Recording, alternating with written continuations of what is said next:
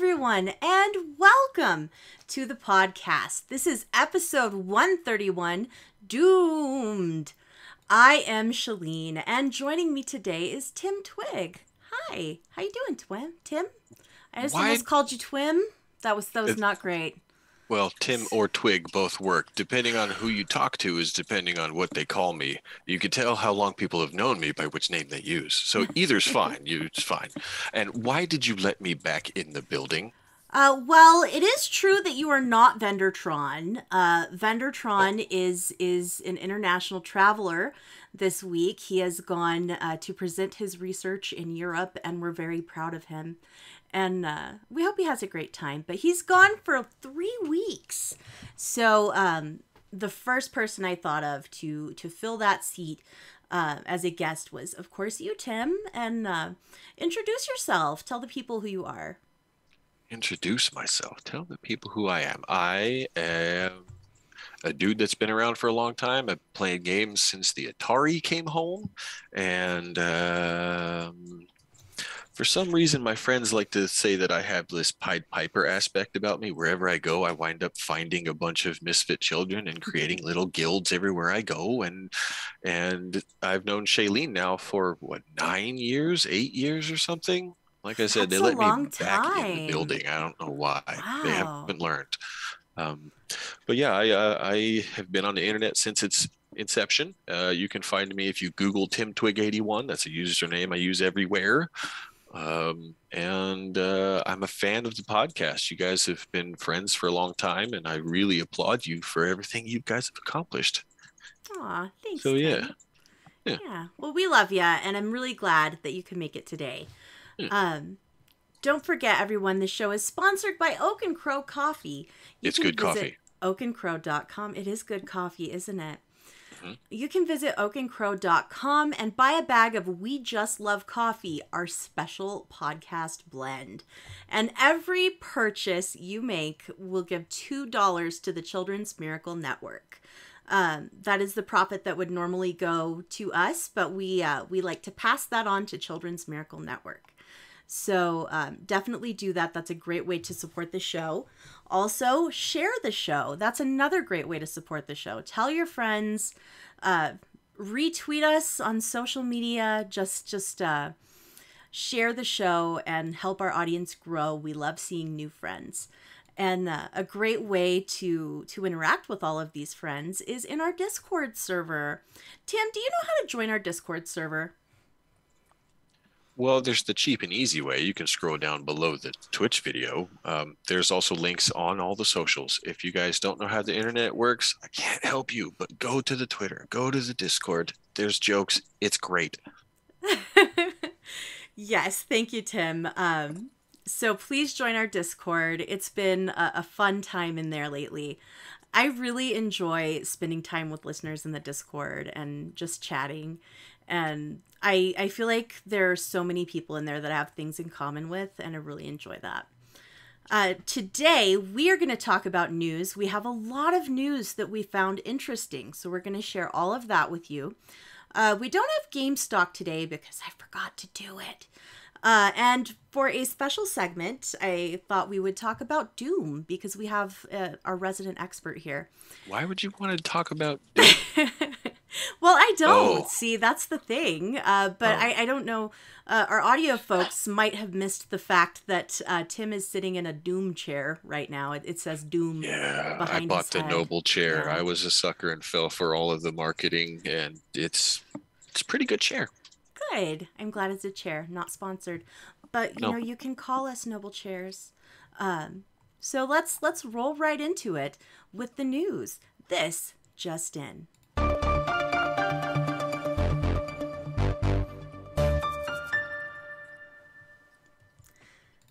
As always, shout out to Joseph Tao. Thank you for helping us compile the news every week. We are going to start with this article. I found it really interesting from VG247, written by Dom Pepiat.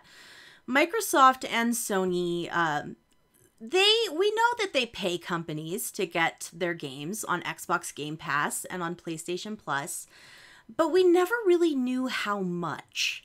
And now we've got a little bit of information just to see some of this news. And we did learn that Game Pass generated $2.9 billion in revenue from consoles in the year 2021.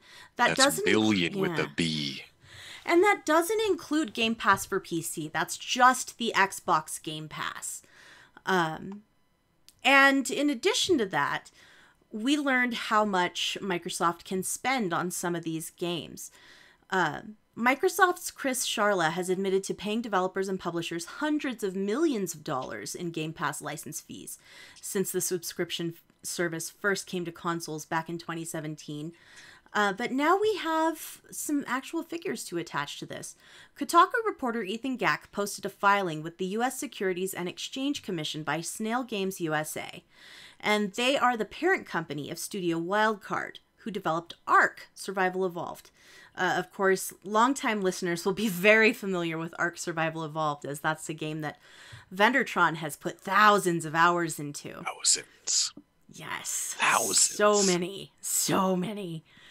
And the posting says that Sony paid $3.5 million to make Ark: Survival Evolved the March PS Plus game, and Microsoft paid $2.5 million to keep it on Game Pass for the first half of the year, and $2.3 million to bring Ark 2 to the service when it launches. That really, for Ark 2, $2.3 million, it kind of seems like not enough to me. I feel like they should have paid them more. $2.3 million isn't enough for you? Well, I mean, they're going to be selling these me, at 60, 70 bucks a pop, right? Ark 2 is going to be a big one, though. Ark was tremendous, and Ark 2 will have that entire fan base, plus people who like Vin Diesel. So it's going to have a big audience. A big dinosaur family. Yes. Yes, many dinos. Many dinos. The only thing I know about Ark is I got eaten by a Gallimimus twice, and I didn't get any farther. So I went Monster Hunter adjacent, but still, Ark is really something. hard to like Ark because so many of my friends were playing it, but it was too much for me. Didn't really enjoy it. But gosh, I just 2.3 million to give the push to the audience. Yeah. And how many of you downloaded that Ark? I bet a lot of you did. Look around at the room. You all downloaded Ark. I downloaded it. That's a lot. That's a lot. Yeah. You may have noticed that Microsoft did pay less, and that's because once the game leaves Game Pass, players will have to pay to purchase it again, even if they have a Game Pass membership. PlayStation Plus Essential subs will be able to play the game as long as they keep their subscription.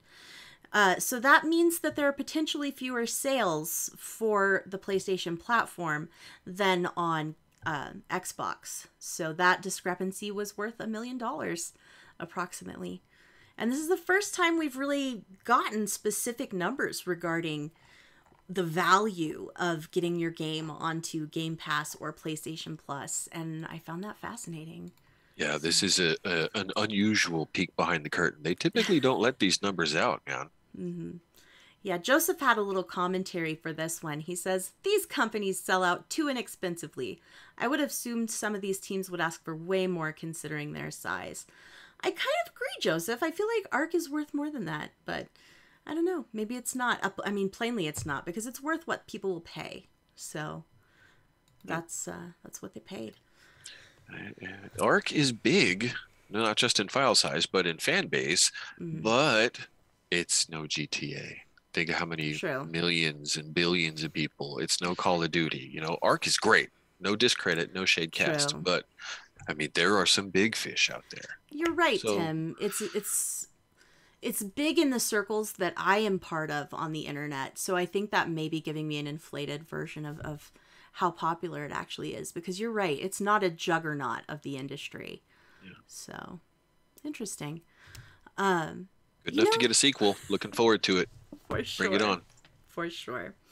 Well, I didn't really jive with Ark. I'd totally rather just watch some Jurassic Park or something. And I might do that via a streaming service for my app on the Xbox or PlayStation. And this is something that this Eurogamer article is warning us not to do. This Eurogamer article by Ishrak Sapan. So game consoles run games, but they use lots of energy to do that. And Europe in particular is facing an energy crisis, inflation, and we're getting that here in the States as well. And streaming video on a PlayStation 5 consumes up to 25%, 25 times, not 25%, 25 times more energy than doing that on a Chromecast, while an Xbox Series X consumes up to 18 times more power than you would use if you were using a Chromecast. You're pushing gigaflops. So, think about it. Yeah. In terms of wattage, a PS5 and Xbox Series X consumes up to 80 watts or 57 watts respectively when video streaming, compared to 3.2 on a Chromecast or 4 on an Apple TV. And you also get a worse streaming experience, even with all of the extra energy use. Video output is forced to HDR whether or not the content supports it. And neither the PS5 or Xbox employ frame rate matching, which can lead to video stutter. And the PS5 lacks support for Dolby Vision or Atmos. So it may be better to consider not using your consoles as a streaming machine. And if you have another device or a smart TV, and you might even save money in the long run by purchasing a device built for streaming in particular, like the Chromecast or the Apple TV. Yeah, I really wouldn't have thought of this, that it would consume that much more energy. That's a huge difference. It really is. Think about it. You have this console or this PC, basically, that's pushing a gigantor graphics card, a processor that's ready to juggle 64 plates at one time. You know what I'm saying? You have a lot of things running to feed yourself a video feed that you could load on your phone at a fraction of the power. Yeah. I do have a tendency to just play Netflix and that type of thing straight from the TV. So I'm going to keep doing that. Smart TVs for the win. Yes, they're so nice. So, Tim, you know what's something that we've never really talked about between the two of us? Superheroes. Are you a fan of Spider-Man? Okay. I have a huge story about comic books that I think you might need a whole other podcast for, but I am a huge fan of comics and Spider-Man as the character. He's the biggest character Marvel has. Every person on the planet knows who he is. Yes, I'm a fan. Well, that's great. Well, I don't know if you've been interested in checking out Spider-Man Miles Morales. I think it looks really good. I know you don't have a PlayStation. That's correct? No PlayStation?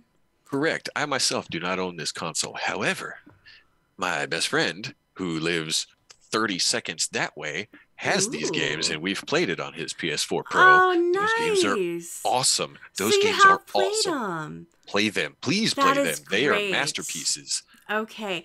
Well, here I thought I was going to have this splendid segue about how you can play it now on PC.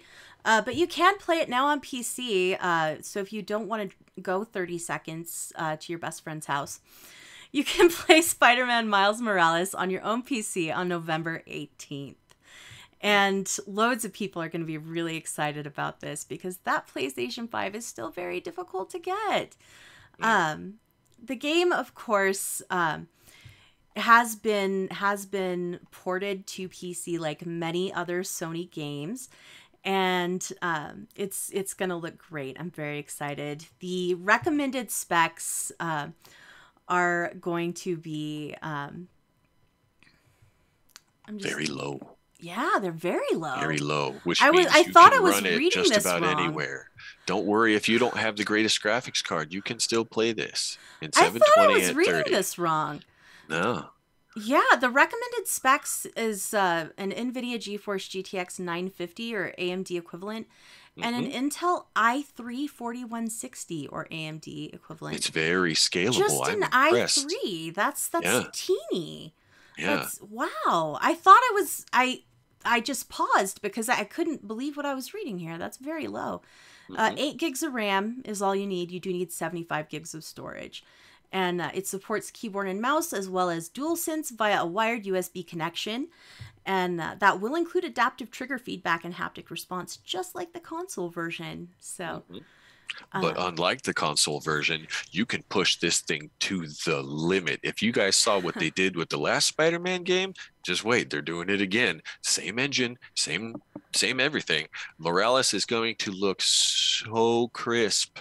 And if you are out of your mind insane, go for that first person mod because WTF, that is the easiest way to get sick playing a game. yeah, I would not be able to handle that. I do want to play this game though, and a large part of my desire to play this game is the Spider Cat. I just love Yes. the Spider Cat. I think he's so cute.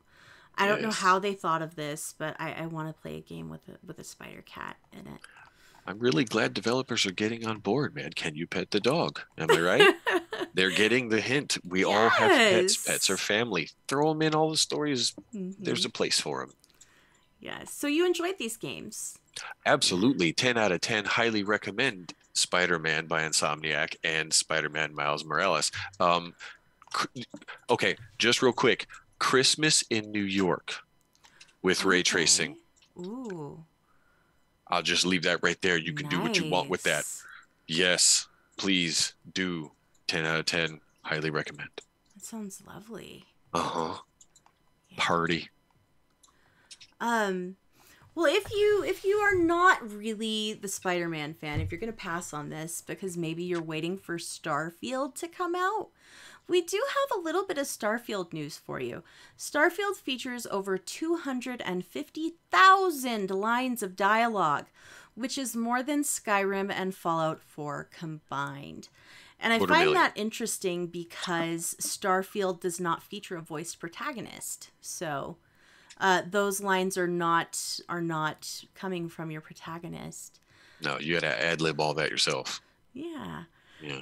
So there was a new video that was released called Constellation Questions featuring Todd Howard answering questions about Starfield.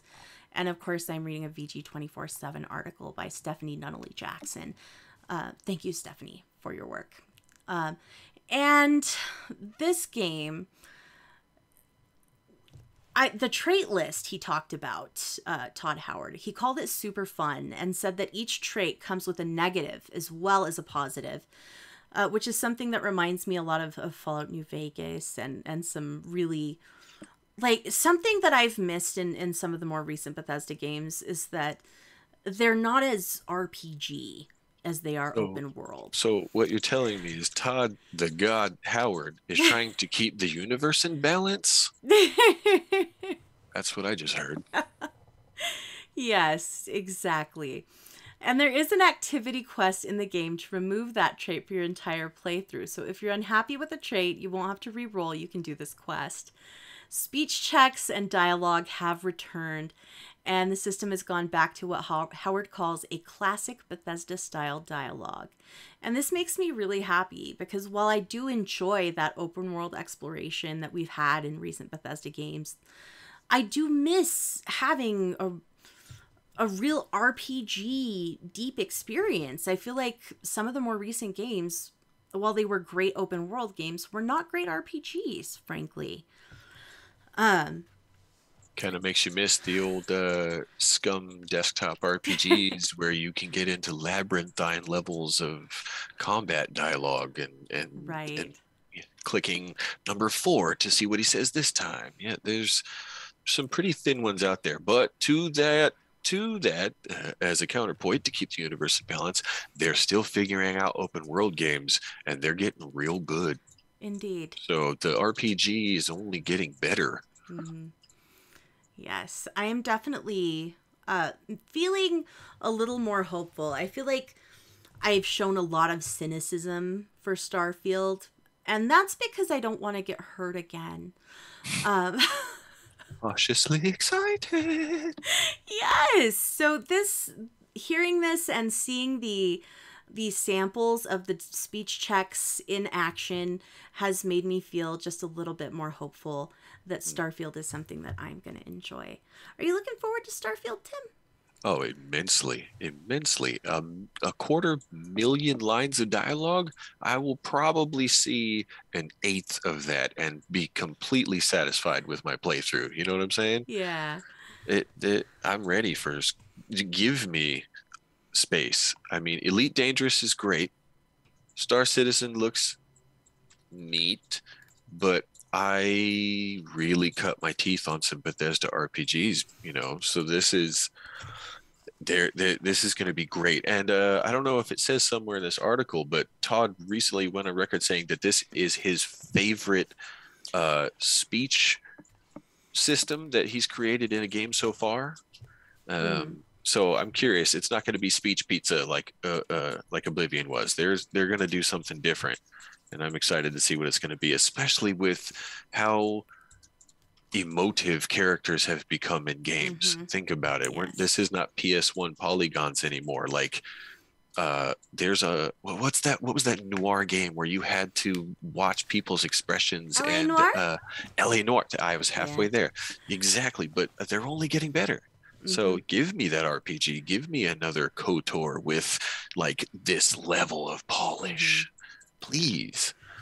Anybody listening knows that I adored Fallout 4, No. but Really? the I'm not speech convinced. system was, I know. The speech system was not all that I wanted it to be. I felt like it was just different ways to agree, basically. It was 3 different ways to say yes and 1 way to say yes very rudely. I'm looking forward to having more real options that will affect things. But you know what? We don't all have a fancy gaming PC to run all of these fancy games on. Sometimes I feel like my PC just is barely going to run like the Notepad app. But I'm in luck, Tim. I'm in luck. Because now Doom runs on the Notepad app. At 60 frames a second. I saw it myself. It is ridiculous. Come on, you guys. I laughed at the McDonald's kiosk. That was cute. But this is ridiculous. This is a rock, paper, Notepad. shotgun article by CJ Wheeler. And we've seen Doom running on pregnancy tests and all kinds of wild, wild places where you would not expect Doom to be. But Doom is on Notepad, and it works. It's functional. And Samperson is the creator. And Samperson said that he basically did this as a quick joke. A quote from him: "The trickery I was doing ended up straight up not working reliably on other people's machines.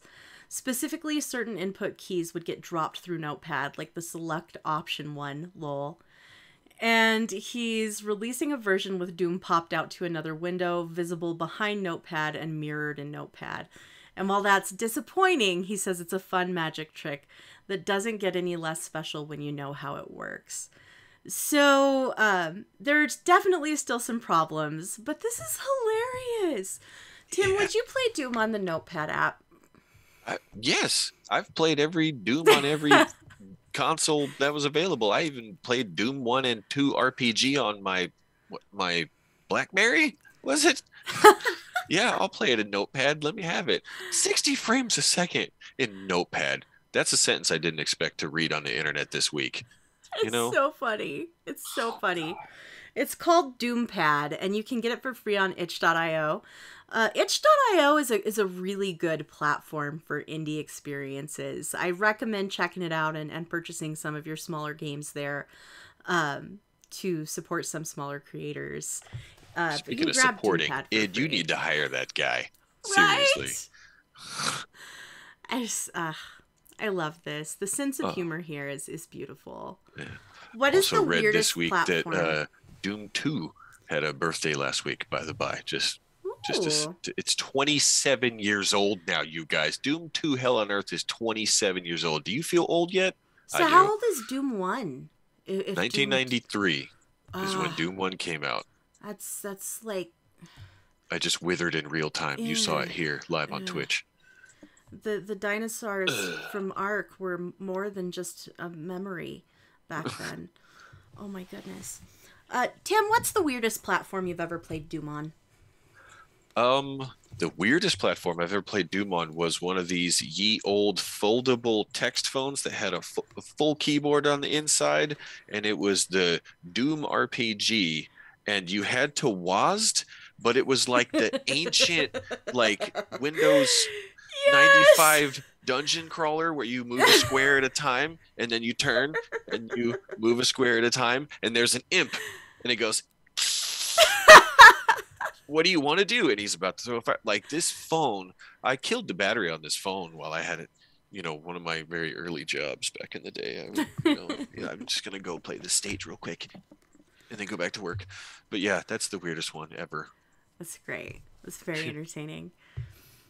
The Verizon phone that I got for like $50 at a kiosk somewhere. Right. It's funny thinking about the old technology that used to be such a part of our daily lives. I had this old Windows phone that I used to love those Windows phones. I'm sad they don't make them anymore. And I just remember how much I was in love with that little phone, and what a piece of junk it actually was. It's just so funny to look back on. Well, we become jaded when things are, you know, faster, easier, smaller, better. Like we're pushing 8K now. VR's next. Bring it on. Log me in. Seriously. Speaking of jaded, a lot of characters in Don't Nod's games tend to be a little jaded. You are the And queen of segues. I mean, I do my best. Give her a medal. And Don't Nod, I love a lot of their games. We've played them here on the Twitch channel. Vendor and I have played through most of the Life is Strange series. Someday we swear we will finish True Colors. We swear. But Don't Nod has got a lot of content coming up. They are planning 8 games to be released over the next 3 years. And we only know one of them for sure. One of them is a joint venture with Focus Entertainment. 2 of them are being developed by external studios, and 5 will be self-published titles. And this comes from their second quarter financial report, better known as the half-year reports. Things are going well. They are financially very successful right now. And they call this 8 original creations. And I am so interested in what this is. They are doing an action RPG with Focus Entertainment that is currently called Project 8, but we don't know anything about it yet. And 2 of the external studios they're working with are called Tolima, a Belgium-based game studio that was founded this year and hasn't put out any games yet, and Tiny Bull Studios, which is based in Italy and has released the VR thriller Blind and the Lovecraftian choose-your-own-adventure book-style game Omen Exisio Plague. And neither of these studios has confirmed what they're working on with Don't Nod. Good. So, Don't tell me. I want to yeah. see it happen though. Let's make sure crunch is not a thing, because that's more games than years. That is Doing just some wild. simple math in my head. Yeah, that's really Right? impressive. Please, they tell fantastic stories. I'll take some more.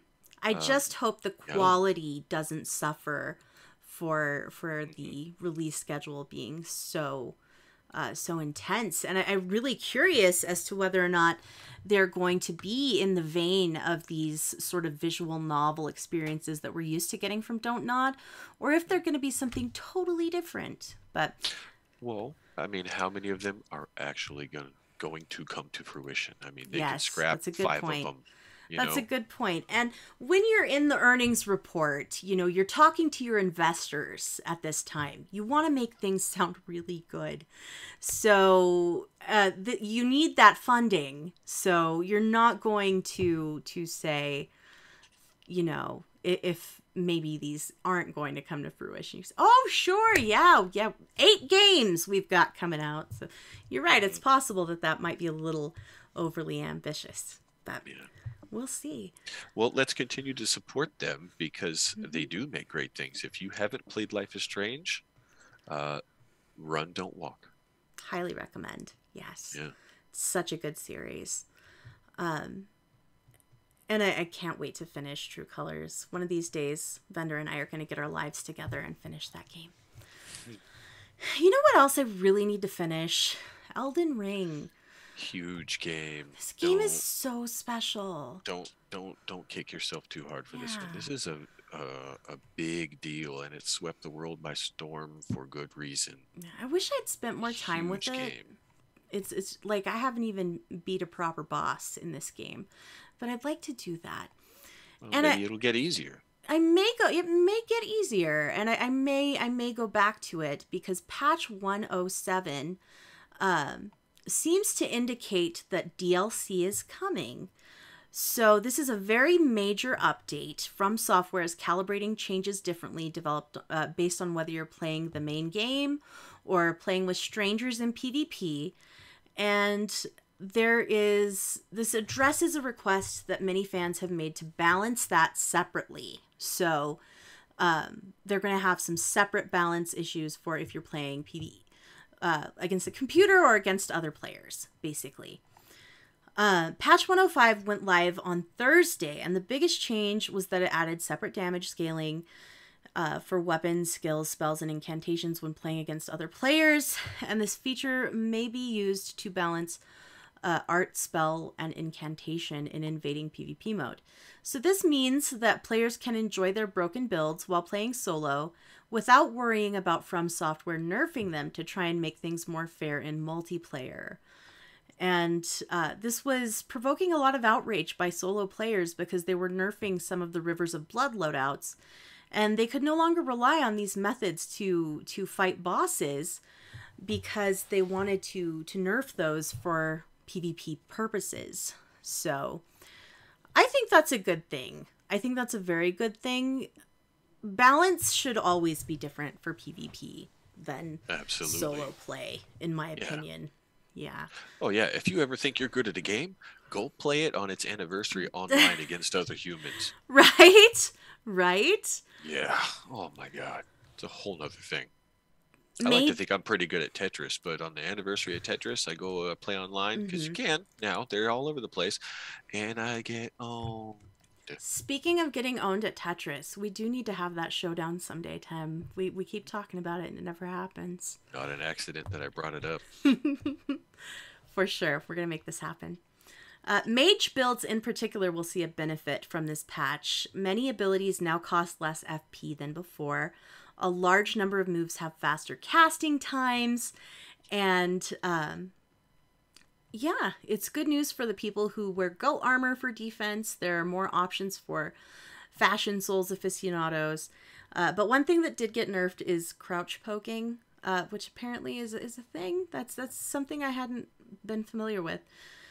So that's ye old gamer trick. Fighting games did it best. Think about the guy you fight against. You get him all the way into the corner, and he drops down on one knee and goes bap bap bap bap bap, hit you in the knee like eight times. Mm-hmm. Same thing. Indeed, that's really funny. Mm-hmm. But some data miners seem to think that the upcoming DLC will be Colosseums, which I find pretty interesting. I think that would work really well for a Souls game. But speaking of PvP, Colosseums, anybody? Right. Right. Let the two in the middle duke it out, and then whoever's next in line, I got next, and everybody can watch. That would be really fun. That would be great for Twitch. I love that. Yeah. So I really do want to get back to Elden Ring. There's so many games out there. So many games. Yeah. And games we've seen before that are now new again. Right? Everything old is new again, just like Modern Warfare 2. Again. Yes. This is ridiculous. It's ridiculous. Come on, you guys. You're smarter than this. Keep these games names. Somebody in Discord, I want to say it was RTZ13, had posted a little spreadsheet showing if they had continued with Roman numerals, just numbering them in order, we would be on like 23 right now. Would be Call of Duty 23. I thought that was so funny. Yeah. But We're talking about Modern Warfare 2 because it's going to require phone number verification. You will have to have a valid phone number. A VoIP will not work, and a prepaid cell phone plan also will not work. This is a company-wide initiative at Activision Blizzard to fight toxic behavior in multiplayer. And they put this into action with the Overwatch 2 launch, and that was a pretty controversial decision. In theory, requiring a number like this will prevent abusive players from making new accounts. So they'll be actually held accountable if they are punished for bad behavior. But this also punishes poor people. Because cell phone plans can be really expensive. Cell phones themselves can be really expensive. And a prepaid phone plan is sometimes the only option somebody has. I've used them. I have too. Yeah. The old text phones. I just feel like that's really... It is a strange oversight, but here's the worst part. It's a messy solution, but the fact that it has to be done, shame on you. Go play nice. Right? This is mom and dad, punishing you in their own gentle way because they kind of have to, because there's so much toxicity they have to act on it. Let's let's be real here, guys. Sometimes games don't go the way you plan. That means single player, that means multiplayer, that means PvP. But you have the ability to control your reactions over a thing. Telling people that you're going to bleep their bleeping bleep on cam and chat and everything, it's getting old. Let's raise your argument, not your volume. Please. And that was a lovely PSA, Tim. Thank you. Sure. But people are going to people, and gamers are going to gamer. And I think this is not a very good solution. It's not an elegant solution. Yeah. And I can't imagine. You don't need one for the meta anymore. Now you need one for Call of Duty. Right? Come on. I can't imagine going to play this game you're really excited about and being told, no, you can't play this because you have a prepaid phone plan. Lots of people have prepaid phone plans. There should be a better solution. Yes, this is wild to me. Yeah. A prepaid phone plan should not prevent you from playing a video game. What if you? I feel like. What else can you say? It's dumb. Behave yourselves, please. We're all citizens of the internet. We're going to bump elbows every once in a while. You don't have to make it a miserable experience for everybody. Take it from the guy who still enjoys a good mosh pit. You know what I'm saying? Sometimes life is rough. You don't have to cry about it. I just feel like there has to be a better way. There has to be a better way. They'll find a better way. They might renege on this and go back. Other companies have tried it to see how it felt, decided against it. It might be toxic enough that this one sticks. Who knows? Meh. Yeah, we'll see. It's unfortunate. Yeah, I feel like it's kind of weird talking about phones in video games, but talking about an actual phone and not a video game phone. Because video game phones are just super common, and one of the video game phone experiences that I remember was in PT, when you finally get to the end of Kojima's PT playable teaser. If you did things just right, the phone would ring, and you could answer the phone and get this trailer for a Silent Hill game they were working on. But that dream died. It died a horrible nightmare death. And we haven't really known what's coming next for Silent Hill. But Christopher Gans, who directed the first Silent Hill movie, says that Konami will revive the franchise, according to this PC Gamer article. Please. Yes. Please. Those games are so good. And that first film was really solid. Gans states that he is returning for another Silent Hill movie, and that it will be part of a larger Silent Hill push by Konami. And he also stated that there are several games in development as we speak. There are several teams on it with a big line of games. Konami will revive the franchise. I think they were really impressed with the success of the remakes of Resident Evil that are evidently exceptional games. And the interviewer brought up the rumor that Bloober Team, the studio behind Layers of Fear and The Medium, is working on a remake of Silent Hill 2. And Gans nodded. In response to a question about who else is working on these games, he replied, "There are several teams." So, Now, same thinking here. They got a lot of pokers in the fire. Cool. That means they're trying something. right. But maybe one of them will happen. And I hope that one, at minimum, does. Silent Hill games are great. Play them if you're into spooky things. So Really basically, at good. this point, Konami's throwing all the spaghetti at the wall to see what sticks. Well, good. And a lot of this kind of activity that everybody's freaking out about, ooh, new Silent Hill, it comes from us as gamers buying all those compilations that they just put out last year. You know what I'm saying? That stuff funds people's jobs. Mm-hmm. Those jobs make these games. It's cyclical. Buy Yeah. Silent Hill. It's good. So I don't do great with scary games. I panic a little. I get really upset, and I have to just leave the house and touch grass. Silent Hill's probably not the thing for me, huh? Um, It's more psychological than gore, so if you've got a head like a bag full of cats, it's probably not a good place to spend your off time. But Uh, if you like heady games that surprise you with really weird combinations of stuff, and it's usually kind of a startle, I would mm, recommend it. Spooky is. Yes, yes, very, maybe very good. I'll watch some on YouTube or something Mm. and see how that goes, and Watch that first go film from if you've there. not seen it. They I did a haven't. pretty good Yeah. job, and it's a movie where Sean Bean doesn't die. Hey, that's We great. found one. Yeah. Indeed. Congratulations to Sean Bean. I'm really happy for him. I wonder if Sean Bean has a 2K account. Everybody's a gamer of some kind, and 2K is a big enough company. Sure, Do you think Sean I'd say Bean, he like, does. he's probably played, like, Yeah, GTA Online or something? And, or WoW or some huge big old yeah. game. Yeah, Well, if he does have a 2K account, it's possible that his personal data was compromised during last month's hack of 2K.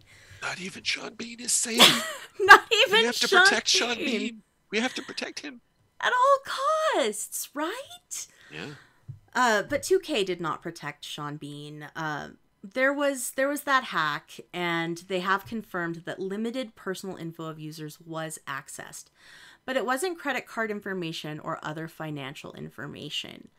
The data said that the data that the publisher says was compromised includes usernames, console details, and email addresses, which explains probably some of the spam I've gotten lately. I have had a sharp increase in spam over the last week.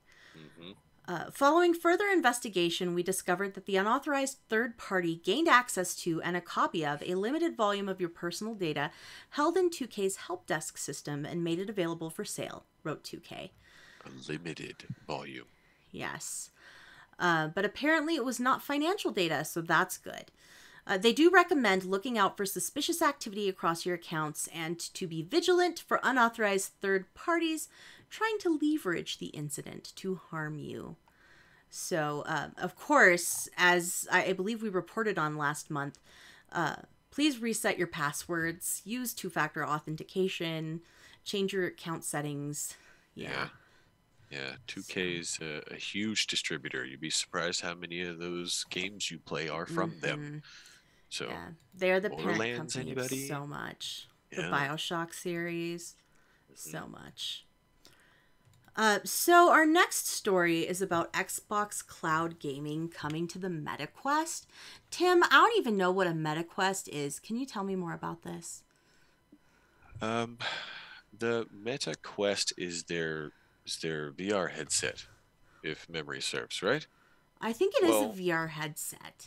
uh, it has had a lot of updates in recent past, including no longer requiring a Facebook account to access, right? So a That's a lot of people positive. a lot of people were shying away from this. Not everybody's a fan of Facebook. I don't have one. But the Quest has come a long way. You can do a lot of things in there. Apparently, you can jump and kick now. That's fantastic. Great, thanks. But guess what else is there? The Xbox Gaming Cloud. How many billion dollars did Microsoft throw at this last year? Well, here's some of that money coming to fruition. You can now don VR and go play games that you subscribe to on Game Pass because So do it's you a have thing. like a big TV experience? Like, does it look like you have a Uh, big TV or? well, games that are VR capable, yeah, sure, boom, you're there. But for Mhm. everything else, there's this theater mode, Okay. essentially. It's in front of you, it's in real space-ish, and it's this big. It's that. I mean, you can't see it because you're on a Okay. podcast, but also on Twitch, they can see it's huge theater mode. But the price point to get there is a little ridiculous. What's Um, ridiculous, Tim? I'm trying to find it. I had it. Uh, I'm oh God, scrolling. I'm scrolling. I know, me too. I'm scrolling too. Okay, Joseph Tao says $1,499 for the MetaQuest Pro. So That's a lot. that is indeed That's a lot. ridiculous. Yeah. $1,500 to sit in your chair, don some goggles on your dome, and theater mode everything on Game Pass because Hmm. Microsoft said, "Here, have some money." And if you do have like a big TV and an Xbox, And you're you're pretty practically there. okay. Yeah, Yeah, you're pretty you're there. okay. You can see So, everything else around you. If there's a cat about to jump on you, for example, you can swat it out of the way. But in VR, no, you're screwed. yeah. I don't know. I prefer, I don't know that I would feel great about gaming in a theater with a theater experience. It's I think it might be Because too you've much for never me. played Mario Kart with three of your best friends in a theater, that's an experience. Go Google this. You can reserve theaters for gaming. Really? It's a thing. I have played Mario Kart in a theater against three other people, and we sat hella far away from each other. It was great. Anyway, it's a thing you Okay, can do. Archin, we're doing this. We're gonna rent a theater to play video games. It's gonna be great. We could play Halo. Well, maybe they'll have a double feature. You Yeah, could and actually watch a movie in a theater too. you can watch movies in theaters. That is definitely a thing you can do. And if John Carpenter has his way, it might be a Dead Oh, Space movie. oh, please. Tell us more, Tim. Oh, please. Did you guys know John Carpenter's a huge gamer? I did, yeah. I've seen some of his commentary, and I find it actually very insightful. Yeah. I am excited. John Carpenter has made a lot of really great movies, and he said it would be pretty cool if he got to make a Dead Space movie. I think it'd be kind of neat. Dead Space is burning real hot right now because the remaster, right? So Right. can we get a movie too? How freaking cool would that be? I've seen the old animated ones. They're solid. They But are I solid, mean, yeah. how if John Carpenter, he's been around a while, he might know a thing or two about making a movie. Can you guys just like let him do it? Because I think he already wants to. He And said as he's much. already a fan of the franchise, so we can trust Yeah. him to do it right. Yeah, and he's got some coins in his pocket. He's got the Halloween thing going on, right? So let him make Dead Space. John That would be Carpenter, Dead great. Space. I feel like this is the Family Guy cutaway where they crash into each other and go, "You got peanut butter in my jelly. You got jelly in my peanut butter." And one pulls out a gun and goes, "I got both. Bye." Like John Carpenter, Dead Space. Do I need to spell it out anymore for you people? This is uh, write the check, please. Yes, Yes. somebody fund this. It seems very straightforward. God. You know what did get funded? Speaking of movies, Todd McFarlane's making a movie. Yeah, he's the action figure guy, right? Whoa, yeah, action figure guy by proxy. He wrote a comic book. Oh, It did he? also, yeah, it has a really scary guy, very Halloween themed, um, called Spawn. I think I've heard of that, but I I would know hope so. nothing about Spawn. Nothing. Spawn's really good. I like Spawn. It actually had a movie a while back that I would give a solid B plus. If the budget were just a little bit better, that movie would have been choice. But it was pretty good. I own that a physical copy of it. I don't own a lot of physical media. Uh, but John Carp, or excuse me, Todd McFarlane just got a bunch of great names attached to a film, and they're making one. They're making another Spawn movie, and it's going to be rated R. Please and thank you. Yeah, that Um, sounds like a rated R type of property. mhm. Some of the hands that made Deadpool will be in the mix of this new Spawn film, so I am excited. Cool. Yes, Spawn is good. Yeah, what kind of Little character is Spawn? Well, I mean, I feel like anti-hero is kind of a lightweight comment now because we have so many, but I think that that is very apropos. He's done some messed up stuff. Uh, he went to hell and he got out. So the conditions of that, I will let you guys all discover on your own. He's Okay. kind of a badass, and that's the only expletive I'll use in this entire podcast, and I feel it's warranted. So yeah, watch the All movie. right. Yeah, It's I good. might check that out sometime. Yeah, great comics, fantastic art. Art so good that it spawned toys and figures. So think Spawned about that. toys. It's spawned You toys. got that, huh? I thought I was being Yes. subtle. That was a good one. Liked it. Yeah, see what you did there. Yeah. Yeah. So I also saw what Nintendo did. We were watching you, Nintendo. Not so subtle. No, Ooh. and we had reported on some of the problems that Nintendo has had with their QA workers. And they're going to have to pay out a $25,000 settlement and inform QA employees and contractors that they have a right to unionize. This was a legal dispute with a former contract QA tester, and they agreed to do these things. And the information posting of the right to unionize has to be done in both email and physical form. The tester had filed a complaint with the National Labor Relations Board. And back in April, both Nintendo of America and the staffing agency Ashton Carter agreed to the settlement. Ashton Carter has taken liability for the complaint and will provide the aforementioned payout. And this payout consists of back pay, damages, and interest, according to settlement documents obtained by Polygon.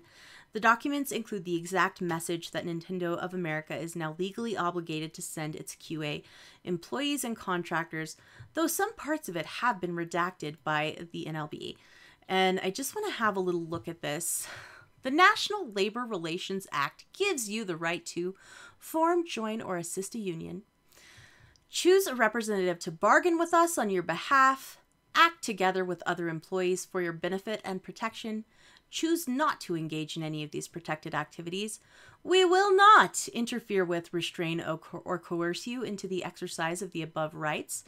You have the right to talk about a union, and we will not stop you from talking about a union. We will not fire you because you exercise your right to raise issues and complaints to us on behalf of yourself and other employees, including related to the topic of unionization. Which means We, they learned. we That's a will line not here. fire you because of your union membership or support. And it goes on a little bit. Man. So I think that's a good thing. Protecting workers' rights is always a good thing. And yeah, I feel it. I want to echo something you said earlier. I don't think that's enough. yeah, I understand. I understand. I mean, I love Nintendo. I will be the first to admit I've bought damn near every peripheral console, handhold gaming system, and everything. I love this the Nintendo, but this is sloppy, you guys. Really, back pay Mm-hmm. and some coins on top. If you're gonna make an example, please. Yeah. You can do better. I also think it's interesting that Nintendo is not being affected by the actual liability. But yeah, I don't know. It's unfortunate, but somebody hired them, please. Yes, indeed. Please. So, I am glad that we have seen some restitution there. Workers' rights issues do tend to go unanswered, especially in the gaming industry. So, glad to see Because that. we're all slaves to the machine. What? Sorry, did that come out? Yeah. Well, it's fair. Money talks, right? For good and for ill. You know, the union came about because of maybe something required some protection. So somebody Right? started talking about it. Where there's smoke, there's fire. The fact that it was brought up should be cause for discussion, Yes. just at a very basic level. And to be so harsh as to choose one and be like, "Bow, you're fired." Mm-hmm. Uh, yes, that would probably dissuade a lot of people from opening their mouths again. But I would go the other way. I'd open my mouth more. Yeah. I would. Yeah. I'm being That real. doesn't surprise me at all. Yeah. Yeah. I think that would also be my position as well. Um, so Tim, Hmm. you mentioned earlier that it is the 27th anniversary of Doom 2. Yes. That's wild. 27. Doom 2 has a house now, probably still paying off the tail end of its school loans. And if it's not thinking about kids, it's probably already had a couple. There's a car, there's a mortgage. Like, where were you at 27? Think about this. Doom 2, Hell on Earth, the game that, you know, a lot of people jumped on because of the infamy of its predecessor. Doom 2 was a huge deal, and that came out 27 years ago. I don't want to tell you how old I am. Just thinking about how old this game is makes my heart kind of hurt, but Well, it's still available for sale on every platform and will probably come out for Notepad here pretty soon.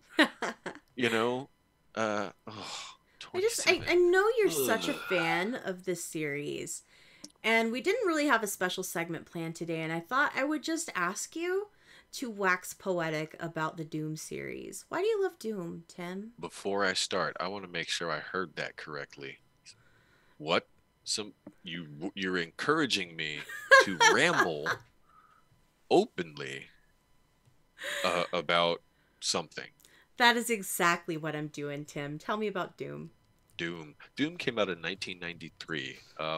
I was already a boy in the throes of puberty when this happened, and the fact that it stole every piece of attention I had from everything else you would think a 12-year-old boy would think it about. No, Doom was the game that almost got me killed by my father more than a handful of times.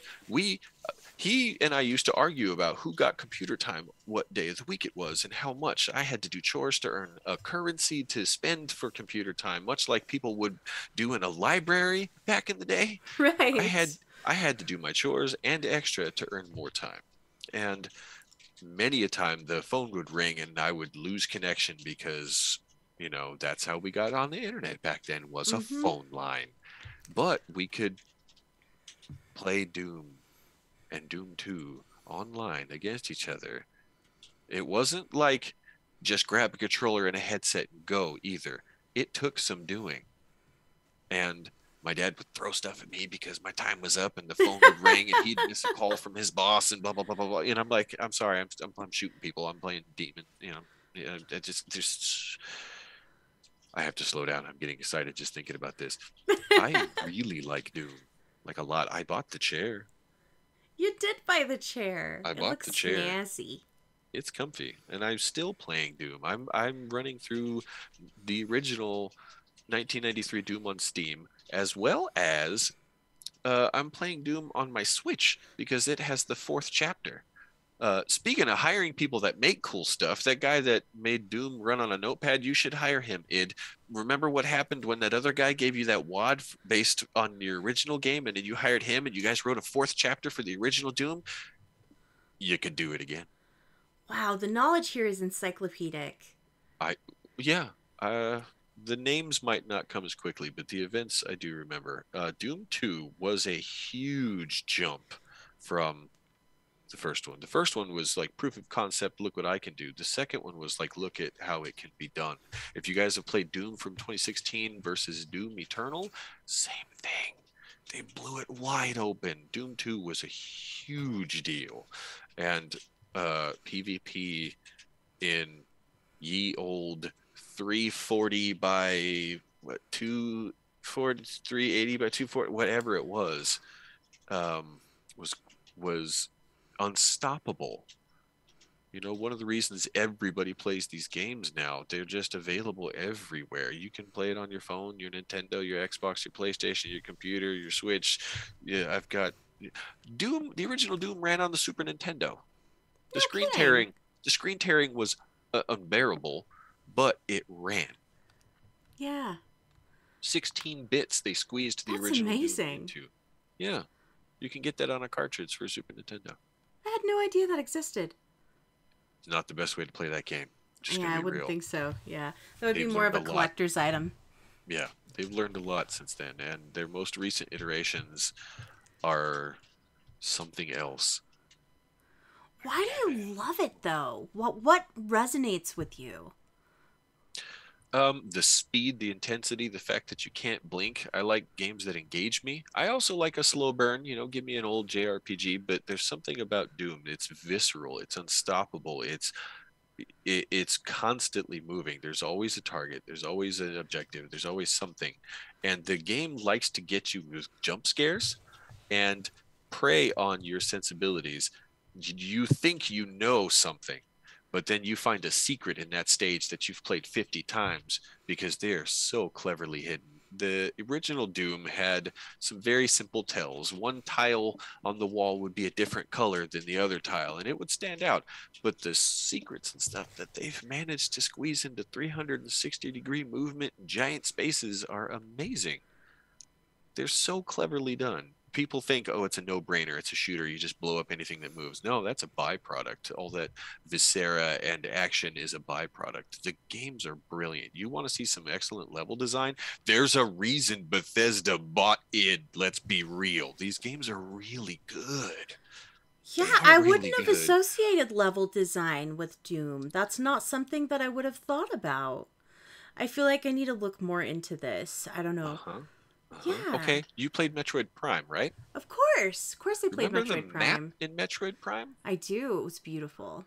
The map for Doom 2016 and Doom Eternal is very similarly operated because the level design is so deep and dense and rich. It's up, it's down, it's in front of you, it's behind you. There's so many secret walls and places that you can jump. A double jump, by the way. What? Well, So, every are game's there better like with a double jump. Metroidvania type aspects to the Yes, gameplay of the more recent Dooms? capital yes. Ooh, that's very Uh-huh. interesting. They've got a handful of stages which are a hallway, a kill box, a hallway, the end, blah, right?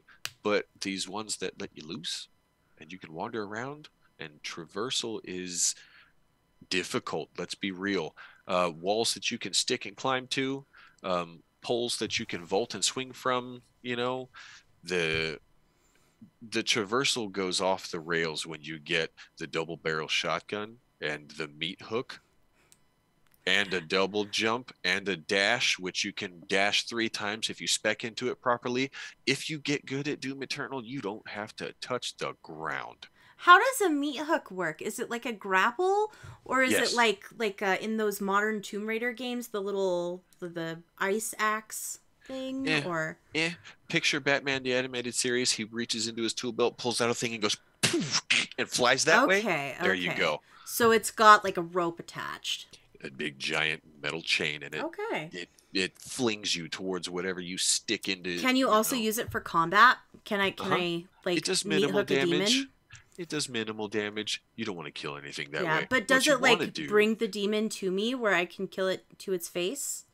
opposite. You fly towards it. So Ooh. picture this. There's something 3 stories above you at the super gore nest pretty close to the end of the game. You aim up with your double barrel. You fire that meat hook. You latch into that thing's face. Suddenly you're flying upward like Batman in a cartoon. Let go of the button while you are flying forward. Now you are in free fall, but inertia's launching you to the 4th floor. And as you pass a guy, the shotgun goes kabang, and you're still flying Wow. up. You're still flying up. And you look over, there's a guy over there on the ledge. Meet him too. And suddenly you're flying that way. You don't have to stop. The traversal is insane in this game. Yes, the level design is insane in this game. I could wax poetically forever. You're You blowing started my this. mind with this, Tim. You're blowing my mind. If you're gonna buy any Doom, Yeah, that's really buy interesting.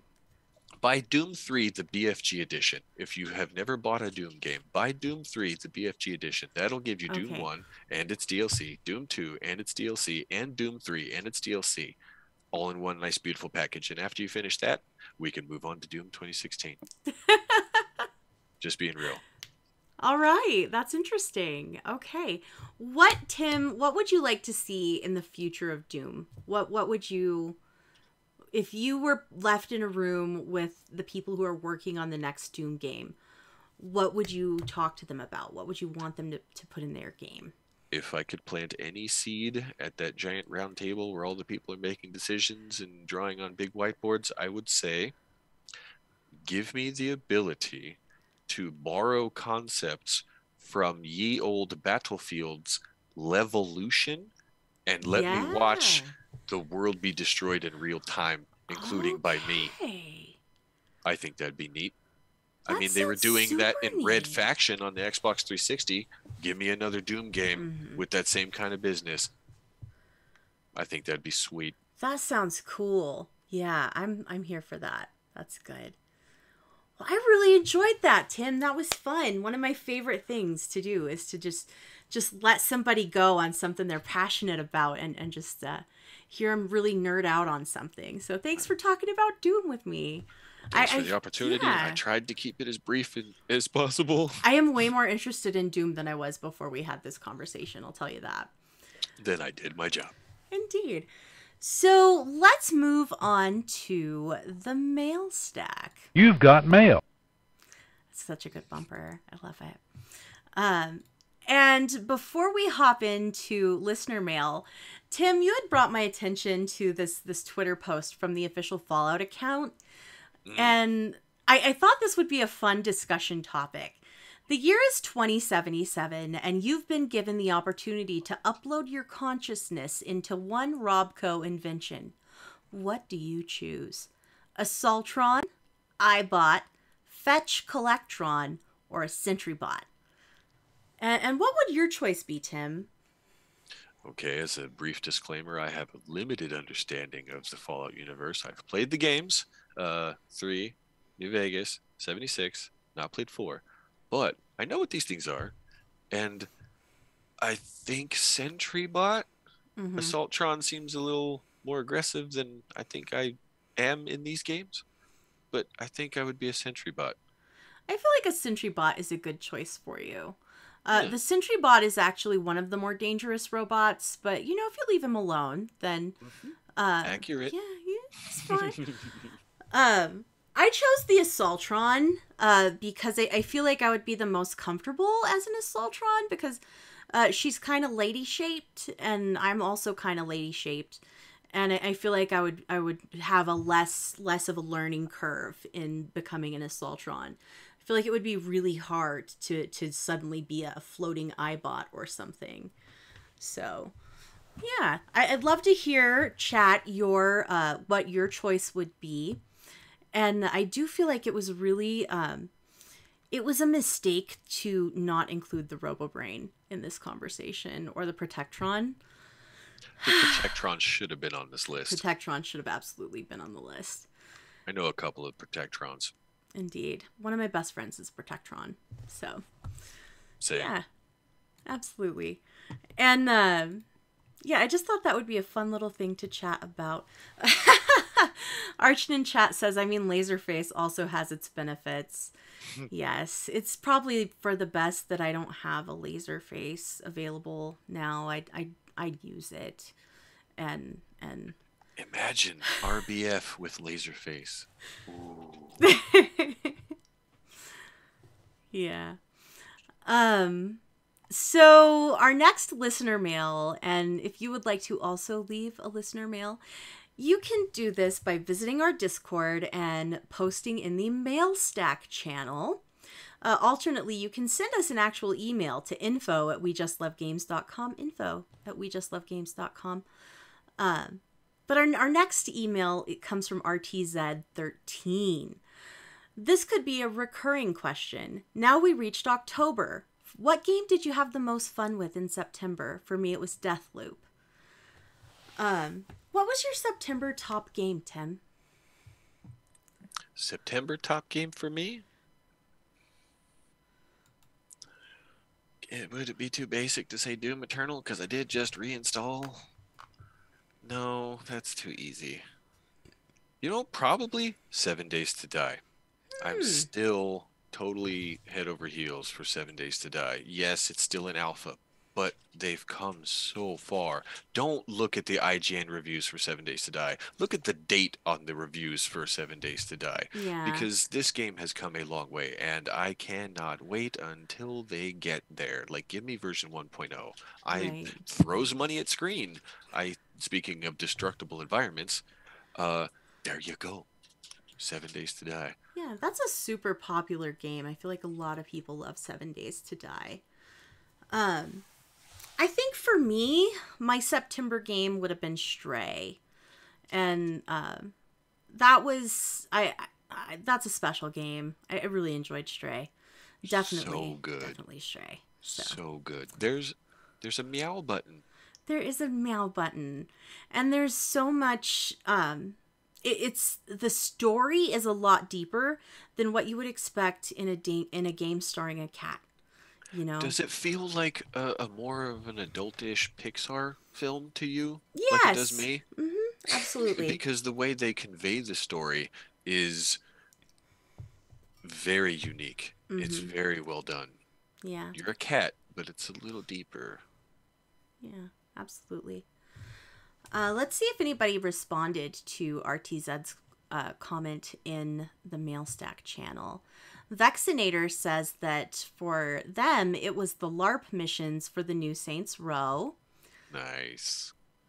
RMS Titanic said it was Disney's Dreamlight Valley.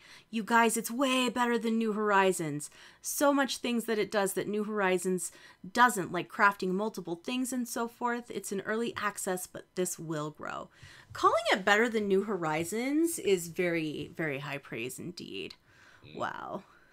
Dreamlight Valley looks interesting. I feel like I'm not quite the demographic for this one, but I feel like you might be, given your Animal Crossing penchant.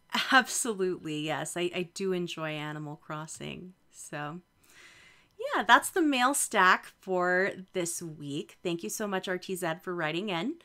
And that brings us to one of my favorite segments that we do on this show, What You're Playing, the community screenshots and stories. And we only had 2 this week, so get on it, people. Let's get busy. Oh, wait. Okay. Taz added some. Taz, these will have to be next week because I was not prepared. But let's just post these. Let me see if I can make this work. I can do this. I have it here somewhere. Where did it go? Screenshots. There it is. Okay. Bam.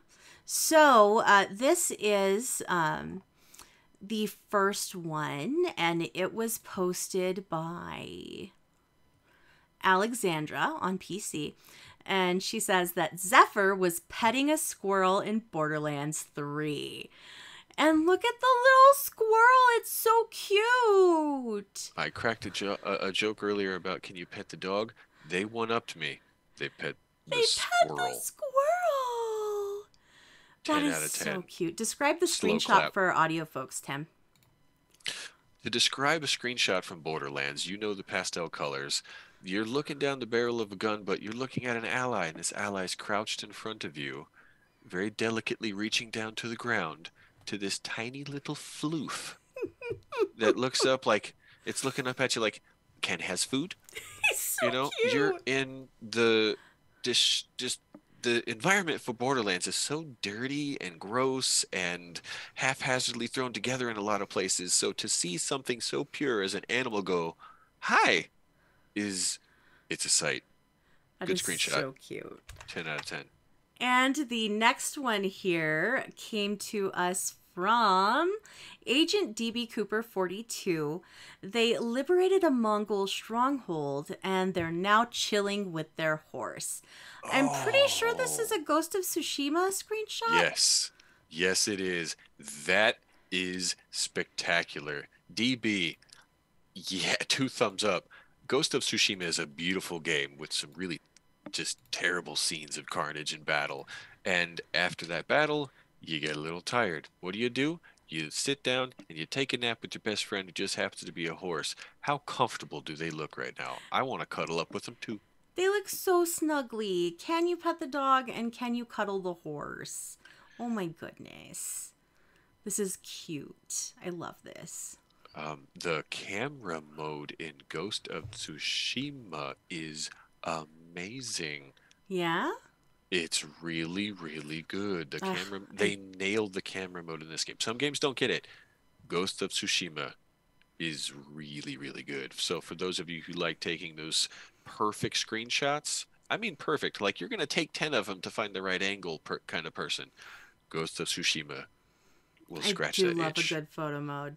Yeah, Yeah, that's really splendid. good. So, thank you guys for sharing. And as I said before, if you would also like to share some screenshots and stories for us to chat about on the show, join our Discord and post those in the screenshots and stories channel. The And link we is will below. get to those next week. I love this segment. But now that we've talked about what the community is playing, let's talk about what we're playing. I don't have the gameplay bumper that Vendortron uses, so I revived an oldie but a goodie. No! Love it. Tim, what you playing? Love it. Oh, I get to go first. Okay. Well, Doom. Duh. I'm still playing Doom. I just cleared up enough space by uninstalling a couple of games, and I put Doom Eternal back on. It's been too long. I've got the retro itch scratched, by playing some of the oldies but goodies. But sometimes you just come home from work and you want to meat hook somebody in the face. I'm just being real. Doom is always going to be in rotation, but that's not all I play. I'm not that basic. Yes, I do love me some evil demon shooters, but I play other things. I'm also playing Final Fantasy Tactics Grim War of the Rift A2 on my Nintendo 3DS XL. I like a lot of different kinds of games. I'm multifaceted Yes, you're in that. definitely very Uh, omnivorous when it comes to video games. yeah, I like a lot of good stuff. I recently had Phasmophobia reinstalled. That game has come a really long way. That game is so good. Get two or three of your best friends that can handle some spooky things. Download Phasmophobia. The game's not that big. You can find some space, right? This game is so good. It was good when it first came out. It is great now. It really is. There's so many more ghosts to hunt for. There's a handful of new maps. One of them's a campsite. It is creepy AF, and I cannot stress how much more fun this game is with friends. Playing it by yourself, I'm going to be real, hard mode, Hmm. but don't shy away from it, because the game teaches you a language, much like The Witness. You play it enough, you start to understand what the game is asking of you. And Phasmophobia really likes to mess with your head, and the jump scares are not to be missed. The game is tenfold more fun when you have a troll in the group. If you have a friend that likes messing with you, oh, this is the toy box for them. Yes, so Um, so we definitely need to ask Rick to join the group if we play Phasmophobia, is what you're telling me. Absolutely. Yes, Rick, the door is open. Come on in. Don't forget your flashlight. This game is great. Phasmophobia. If you like spooky games and you can handle a little first person action and some jump scares and some weird occultism, Phasmophobia. So good. Let's see what else. What else? Elder Scrolls Online is a mainstay. I'm still playing that. Still not tired of it. I break for dungeons. I stream it every Tuesday, but I play.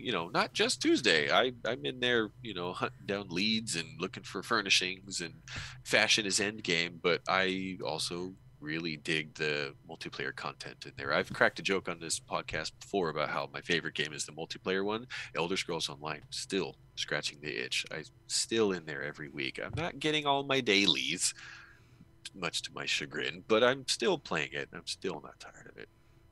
That's great. How long Yeah, have you been playing ESO? since beta.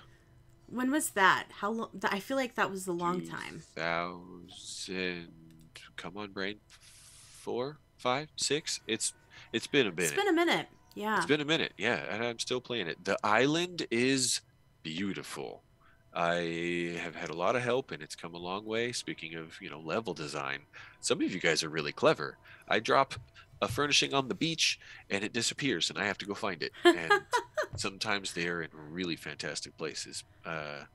Housing is a big deal in that game for a lot of people, and I find it very cathartic to log into Elder Scrolls Online, teleport to my primary residence, and just hang out on the beach and go to Google Chrome and do my bills and listen to the ocean. Oh, yeah. Seriously, That's and that great. the world is huge. You can find the game on sale for what, $7, Mm-hmm. $8? You know, there's so much game just in vanilla content for $8. You can't even buy a cheeseburger, a soda, and a fry for $8 anymore. But you know what? You can get all of Tamriel just about. I highly recommend it. Action RPG MMO of the finest order. Tim, why It's are you not so doing good. game PR for your job? Because Oh I feel no, like you've sold a lot of video games in this last hour and a I half. don't know. I don't know. Some people told me I should be on podcasts, but I don't believe them. I derp around on Twitch and Who I would hang let out you on with a people in chat. podcast? I know that's ridiculous. Right? I don't know. Other games playing. My work that I just got hired on. Congrats me. They gave us an iPad as like a big thank you gift, and now I'm playing SimCity again. SimCity Build It, but on an iPad, not on a phone. Wow. Uh, it's so good. It's my I've got 5-10 minutes in the bathroom or 15 minutes before I pass out at the end of my day, and I'm in here collecting all my plastic and my chemicals and my minerals, and I'm turning them into chairs and hammers, and I'm selling all my excess stock on the open sim market. It's gross. I'm still playing SimCity. That's Love it. amazing. Yeah. Yeah. um and speaking of still playing, I last one, promise. Magic the Gathering. Um, if anybody is a fan of card games, tabletop, hanging out with people, or tapping cardboard sideways, Magic the Gathering, also been around since the early 90s. Also been playing it since the early 90s. They're about to return to form, as it were, with the Brothers' War. And I am so here for this. I am so ready for these cards. Please give them to me. Okay, tell me about the cards. Why are you so excited about them? Um, well, we've got some returning characters, we got some returning themes, and we've got twists on popular characters and themes. And the the story, the lore behind this silly card game that I spend a little too much money on, um, is so dense and rich. There are so many characters. If okay, just let's take a 10,000 foot view. Are you a fan of the Lord of the Rings? I am indeed, yes. How many characters can you name in the roster of everything Tolkien has ever written? Many, many, many. I guarantee you the number is a fraction to what Magic the Gathering has offered since the early 90s. There are characters that come Okay. and gone and died and been reborn and et cetera, et cetera, et cetera. And one of my favorites is about to be center stage for an upcoming chunk of lore. And Cool. Urza, the High Wizard Artificer Urza, is the man. Say what you want about some of his choices and decisions, but there's books that you can read and you make your own decision. These I books are awesome. had no idea there was so much storyline behind Magic the Gathering. Nobody does because oh, it's Pokemon, it's Yu-Gi-Oh. No, it predates both of those. This is the system that they borrowed from. Go away. Magic the Gathering is the OG CCG, and the books are great. The art's fantastic. If you guys have ever been on DeviantArt, a lot of those guys make money selling their art to games like Magic the Gathering. Very It's cool. fantastic.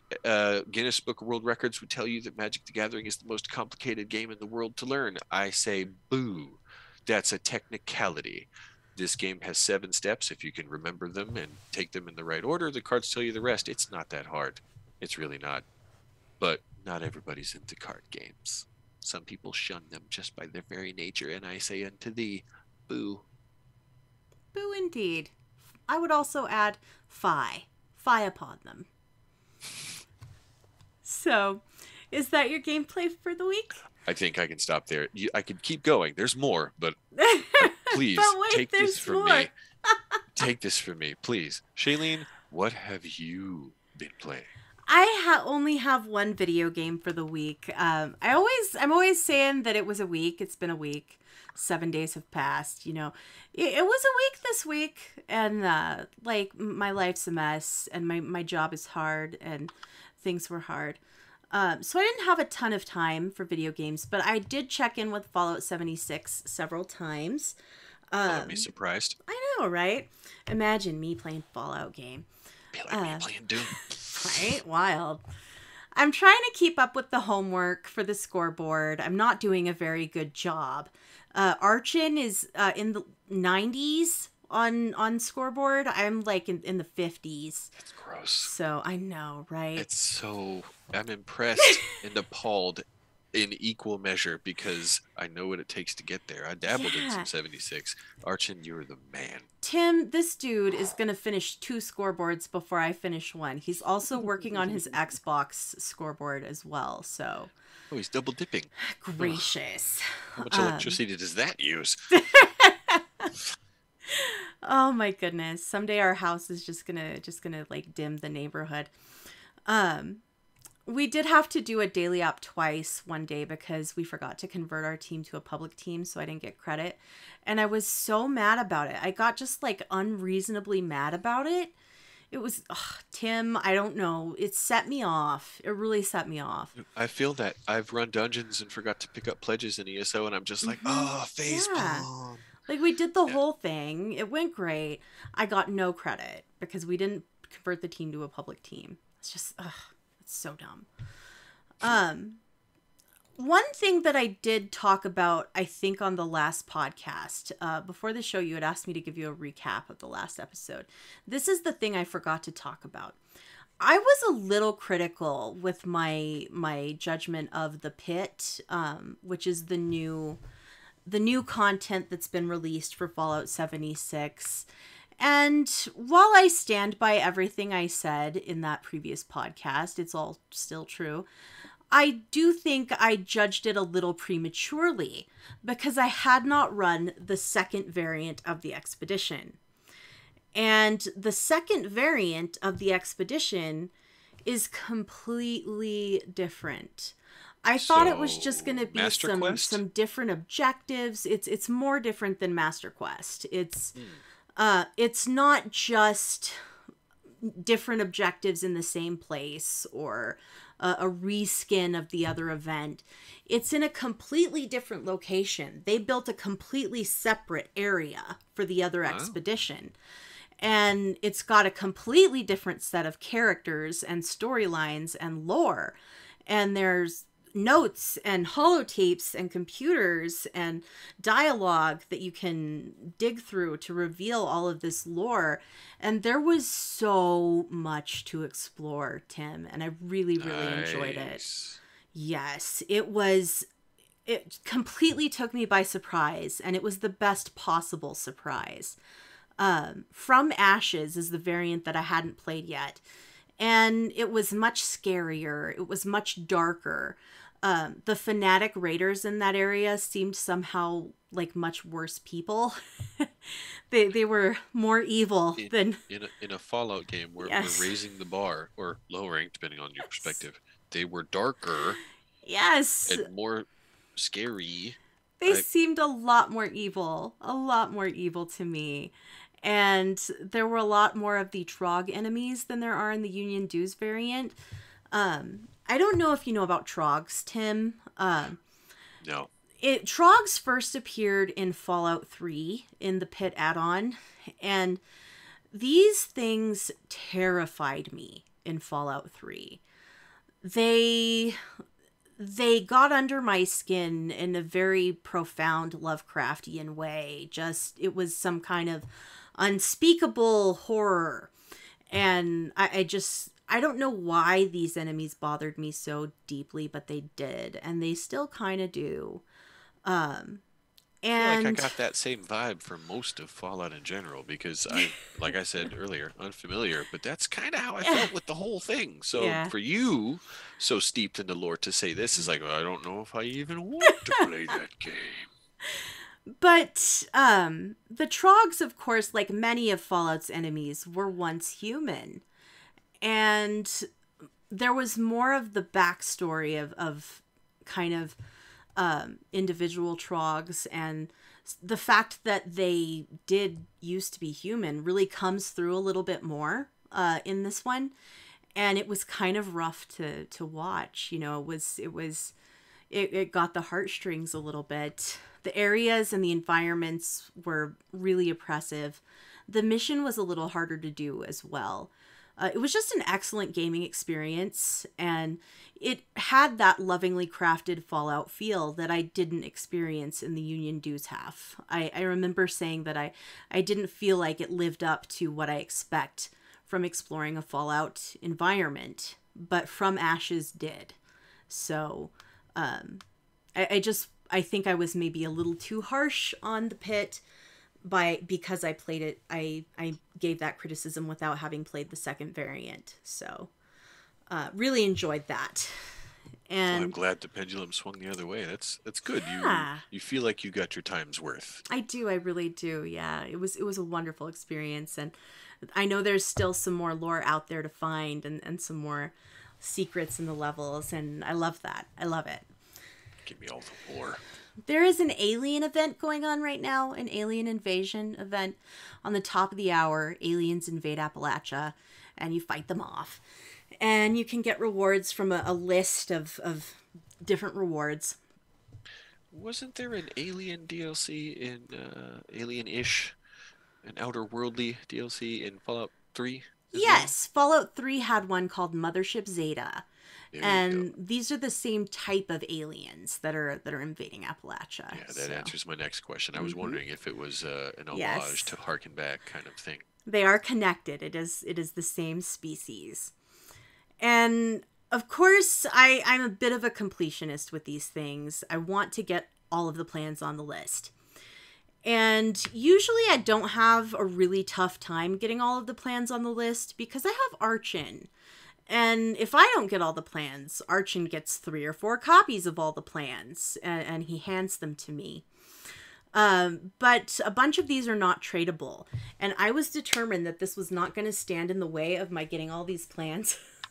So I spent last weekend glued to my PC, and every hour I was there. I was there running the alien event, and I got all my plans. I was really proud. That is some dedication. Yeah, and Wow. one of the times I logged in, and I'm doing the event. I start the event, and I looked at the daily challenges for the scoreboard, and one of them was to eat 10 pieces of candy, I think it was. And Those are rookie numbers. I ate what was called a mystery candy. And these mystery candies could have an effect of any chem or any different thing in the game. You don't know what it's going to do. Maybe it's just candy. But in this case, I got Nuka Shined out of the alien event. Yes, I know what that means. So That's so great. I popped up on some random tower somewhere, and Raider Punk was there. And I was having panic attacks trying to fast travel back to the event before it ended. Because it's timed. So dumb. It is timed. God, yes. that's great. I was so mad at Control. myself. And then when I get back, more of the aliens like beamed down, like one of the commander aliens beamed down. And when they beamed down, Chally the Moo also popped into existence. And I don't know if that was some kind of a bug or if Chally was abducted by the Zetans. I really hope that it was probably closer to written the in truth. that way. I hope that they made a random chance that Chally could appear there. I thought it was so funny. Yeah, it was a really good time. And it's just funny how much I've played this game and how much there still is to do. You know, there are still so many things in the challenge menu that I've never done, achievements that I haven't finished, and things I still need to collect. And that's just in vanilla game, not even counting things like enjoying the banter with the new people in the White Spring Hotel, just hanging out in there and listening to them talk to each other. Um, Still adding NPCs then, huh? mhm. Nice. One thing that I'm really excited about, so the new area and events, it's called Nuka World on Tour. Those have been added to the PTS, and people have been talking about some of the new stuff that's popping up in the PTS. One of those things is called the ammo box. The ammo box will be exclusive to Fallout First. And it will function like the scrap box, but for ammo. So basically, it will be an infinite repository for ammo, and that ammo will no longer take up weight in your stash, which is wonderful because I'm a hoarder, Nice. Tim. I'm a Nice. hoarder. I don't know if you knew this about me, but I collect Okay. things. I stand in solidarity. On the other Yes. side of the fence, it's the same thing for me in Elder Scrolls Online. That crafting bag is life. So for you to tell me that you're about to get a Hmm. bottomless pit of ammo box, Yes. that sounds perfect. I've actually based my build around optimizing carry weight. And now you can change out some of those cards Yes. because you don't need It's them anymore. possible that maybe I can actually be effective in combat now without having to Whoa, devote all whoa, those whoa, perk whoa. points to carry Low weight. standards, big steps. We'll get you there. Yeah, But poor that's a lot to Archon. ask. Archon has actually had to manage his mutations and some of his perks to make me a little more survivable because I was so squishy. And that's not fair to him, man. That's terrible. And his build is just silly. Like he's Keep a heel on my invulnerable. bar too. This dude is invulnerable. He was under attack in the White Spring. Every robot in the White Spring just turned on him. And he shared the screen with me to show me what was going on. And he was just standing on a counter. And there was this assortment of like 20 robots shooting at him. And the way he has his build, he was absorbing their energy weapon shots and it was giving him health. And the shots would Nice. ricochet and damage the people who fired. And it was just stupid.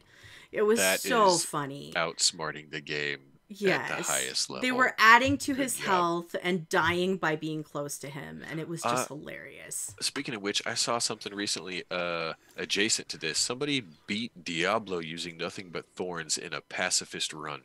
Wow! That's Same energy. cool. Same energy. That is super cool. I love it Yeah, when people do wild challenges like that. it's Playing the crazy. game in ways that it's not meant to be played. I And love that. Archin's just doing it for fun because he can. Yeah, that guy, man, that guy. He's a good dude. He is. Yeah, he's my favorite. So that's all the gameplay I have for this week. Um, and I think that's also a show. What do you say, Tim? Did we do it? Did I do it? We did it. We did a show. Sweet. And I only cursed once. Tim, do you have anything you want to plug before we leave? Do I have anything I want to plug? I don't have any official plugs, no, but you guys know I'm always around. I'm not hard to find. If you guys want to BS and chat about video games, as you can clearly see here, I'm absolute pro at it.